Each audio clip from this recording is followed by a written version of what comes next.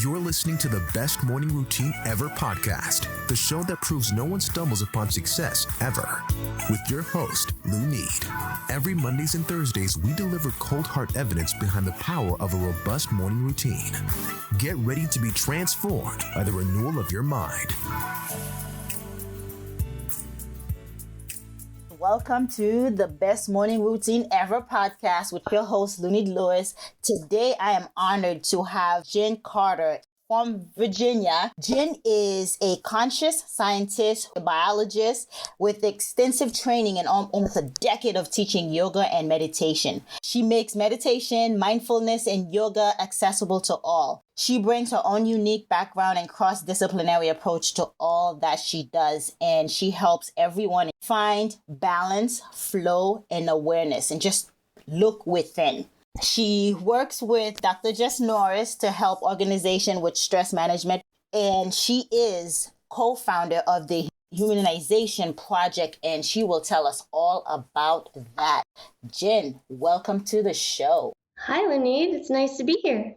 Good to have you on. Today we're going to talk about meditation. We're going to talk about yoga, and you are going to share with us what do we do when life feels like it's falling apart, right? We are going to talk about manifestation a little bit. We're going to discuss your robust morning routine and meditation techniques that our listeners can apply after having this conversation. Go ahead and tell us a little bit about your science background and how that transitioned over to yoga and meditation, and what's the link? Of course. So I'll try to keep it brief because it can be a lengthy story. But when I was growing up, I always wanted to be a biologist. I always wanted to work with animals, and I felt like I had this calling to help, as we say, save the planet. And so I had become a conservation biologist and was working for the Smithsonian. And I was stationed out in Hawaii. And the short version of what I do is that my boss and I, at the time, we were the only two people on the planet who were using human fertility techniques to conserve coral reefs. So in layman terms, we were going around the world freezing coral sperm for conservation. Wow. Right. So kind of strange. And if you just think about, if you were going to a human fertility technique, all the things they would do, they would check out the sperm and see the motility and then freeze some so you could use it later, all those kinds of things. And we were doing the same thing for coral. It was really rewarding, really, really good work. But a few different things happened. I had the realization that all the science in the world isn't going to save the planet unless people decide that, one, they want to believe it, and two, they want to use it, right? All the answers can be there, but if people don't make the choices to use it, it just doesn't matter. And one of those things that made me realize that was the fact that a lot of times we were really struggling for money. And then I was watching what people actually spend money on and thinking like, wow, there's like this total disconnect. Who cares if you can spend money on all these other things if you can't breathe in 50 years? Like, it's just not going to matter. And so I at the same time had gotten certified to teach yoga. And I was finding that yoga was making me a lot happier. Science was a bit stressful. And so yoga was making me happier, but also the way that I teach yoga, I teach a lot of philosophy, and I teach meditation, which are all parts of the yoga practice. It's not just the physical yoga. And so I was seeing that by teaching yoga in the way that I do, I can help people feel better and help people make those better choices, help people want to do the things that we all need to do to have a better world. And so for me, making that shift, one was making me feel better, but also still getting at that ultimate goal of trying to help our planet be better, trying to help save the planet. So raising mindfulness around science. Exactly. And so, and it doesn't just have to be around the science. It can be smaller things like, if you don't feel good and somebody's telling you like, oh, you should recycle that can, and you're like, whatever, I don't want to walk the extra, 20 yards to the recycle thing, I'm going to dump it in the trash so I can go ahead and go home. Or, things like that are smaller. It doesn't just have to be this big awareness of these huge things, but all these small things that we do that are choices we can make in our daily lives, that when we feel good, it's easier to make those choices. And then the other thing that was happening that sort of I had known I wanted to switch careers for a while, but I wasn't quite sure how that was going to look. And the other thing that ended up happening was as I was trying to figure out how this career shift was going to happen, I was thinking living in Hawaii is really expensive. I don't know if it makes sense to start a business here. And so I had thought about coming back to the mainland. And then at the same time, I ended up falling in love with my best friend, who had been my best friend for almost 20 years. And he is currently wrongfully incarcerated here in Virginia. And so I decided to make the career shift and then come back here to help him. We have a pardon petition in to the governor and a few things. And so I'm helping him and just being closer to him.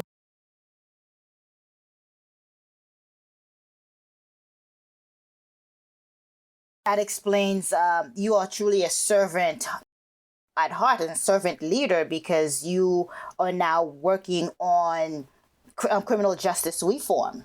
Yes. So he is a really amazing human being. He is a criminal justice professor and sociologist before he went in. And so these things are really, he's very passionate about these things. And so we've started an organization together that seeks to humanize people behind bars by sharing their stories, by connecting criminal justice students with people behind bars for them to start conversations and a few different things. So we have quite a lot going on with that. Good segue here. What is it like having a partner in prison? Because you started the organization together and you're working on it while he is inside. What's that like for you? It's really intense. I think that's one thing that most people don't think about when they think about people going to prison. They think about the person who is in prison, but they don't think about how that impacts the lives of their loved ones. Right. And so it's this thing that has to be navigated every day, from just being able to answer the phone when he calls, because sometimes you don't know when he can call, and that's really his only contact for the day. Wow. With me or his family when he calls them, to going there on the weekends for visitation and navigating that. And then, all of the little tiny things where Christmas should be really happy, but then you're faced with the realization that he's not there. Or on top of holidays, sometimes every single night when I go to bed, he should be there and he is not. So I think people don't really think about all that, how it impacts. It doesn't just impact the people that go to prison. It has this ripple effect outward. That affects the whole community at large if you think about it, because your whole life, it feels like it's falling apart because we're connected. We're supposed to be in relationships, right? And if that's ripped from you, then how do you thrive? How do you focus on what's important? How do you focus on your daily just work and living a healthy and happy life? Especially as a meditation teacher, you understand the need to actually have that Zen and collectiveness. Yes. I've always felt like if I didn't have my yoga practice, if I didn't have my meditation practice, I don't know how I would get through that. How you would deal. Yeah. You've mentioned meditation if you didn't have your practice, you don't know how you would be able to deal with this on a daily basis. What have you been doing? And what advice do you have for people when it feels like a loved one is gone? It's a fight every day. It's a fight to get up and they feel like life is falling apart and things are falling apart. How do you keep it together? How can you advise them to do the same? Yeah, well, I teach yoga and meditation, so I feel like that's a really important thing to get into. But if it's not something that you're familiar with, it's really about taking the time to find the ways to take care of yourself. So a lot of times you feel like, you've got to do this for them and do that for them and be there all the time. But if you don't take the moments and take care of yourself, then you're going to get burnt out and not be able to help them either. And so finding those things that you can do are really important. For me, those things are meditation and yoga. But it can be other things for different people. So it's really about searching within yourself and figuring those things out. Yes. So thinking of self-care. Yes, exactly. Self-care is important in that matter, because if you're not good to yourself, if you're ill if you're unable to get up, if you're unable to be active, then you're no use to anyone else. And so it's important to take care of yourself physically and mentally, is what I'm hearing from you. Now, I know you are an expert in manifestation and manifesting what we want in our lives. Can you share a little with our audience? What is manifestation and how do we do it? Sure. I think a lot of times people think that sounds like very foo-foo and like, what in the world are you talking about? But really, the practice of yoga has a lot to say about manifestation if you get into the more philosophical and the more meditation aspects of it. And it's really about getting yourself into the feeling of what you want in your life and then setting clear intentions about what you want. And when you do that, then you're more likely to recognize those opportunities and moments that the universe puts in front of you and take those. If you're not really clear about what you want, it's hard to get there. And so when you can take the time, put yourself in the mindset and the feeling of how you want to feel, and then be really clear on what it is that you want, then that's how those things can manifest in your life. Sometimes they manifest by you, going to school, doing the steps, the logical steps, and doing the work. So it's not like you can just sit there and just manifest things. But sometimes action is necessary. Right. You have to have action. But then sometimes you'll see if you set the clear intention and you take some sort of action, then sometimes the universe will put it in front of you in a way that you didn't even realize was possible. You don't have to have it completely figured out, but you have to have that clear intention and that willingness to try. And then sometimes the universe will just say, there you go.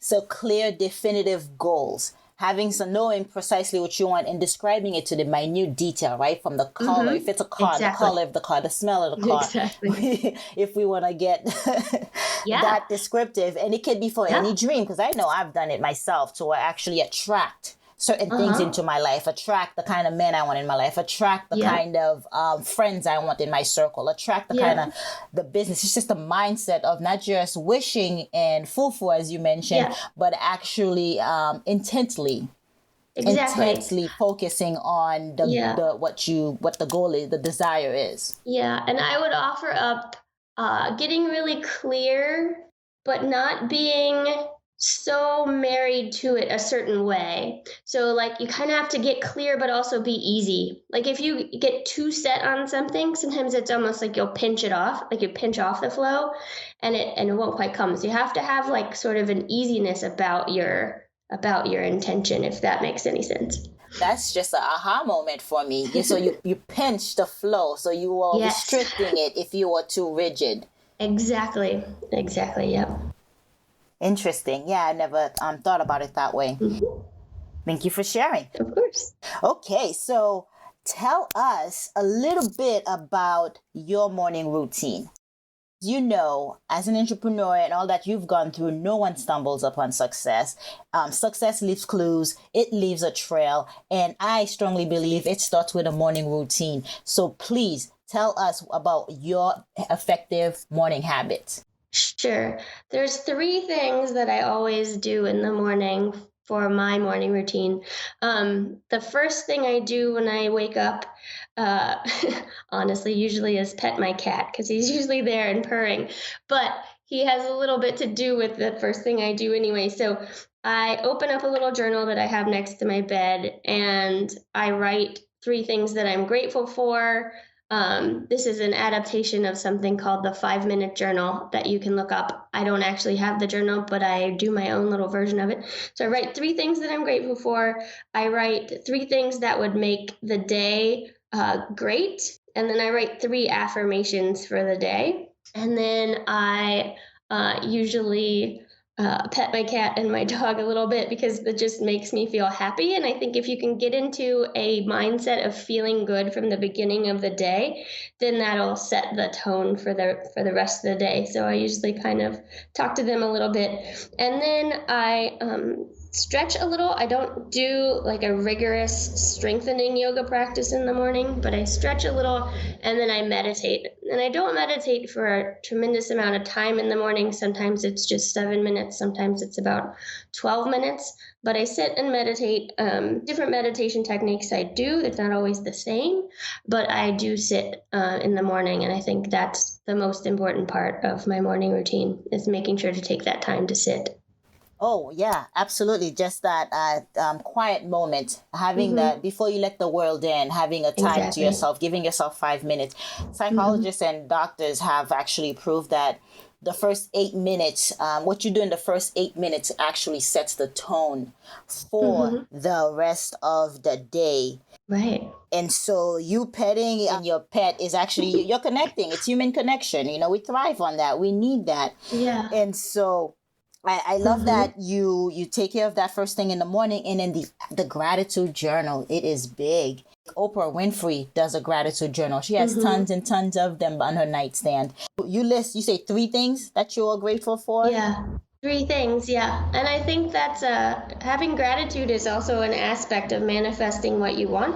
If you can show gratitude for the things that already exist in your life, then you're more likely to attract more things that you want. I agree. I absolutely agree, because it will breed more of that same thing. And the opposite happen. The opposite effect is if you're thinking about negative, or you're focusing, you're waking up complaining, you're only going to continue to bring that into your day. And then the mind is just going to be just overwhelmed with negativity. Yeah. But if you take that moment to say, I am grateful today, I am thankful today, and these are the things, and list them out, that is going to bring more. It's simply as, how are you doing today? Oh, I'm okay. I'm doing all right. People ask me how I am doing. I reply, I am blessed. How are you? And then I say that because I want to attract more blessings into my life, into my day. That's and beautiful. Just into my thinking. It's that mindset. Yeah. You mentioned that you meditate. So tell us, how can regular people incorporate meditation into their lives? For those that don't know how to do it, that actually never even attempted, because they can't quiet their mind, right? It is racing, anxiety. So how can they, regular people like myself, learn to meditate? Yeah. So, my number one piece of advice is to seek out a teacher, because when you just try to start it on your own, a lot of times it can be very daunting and you have these feelings of like, I'm doing it wrong, this isn't working.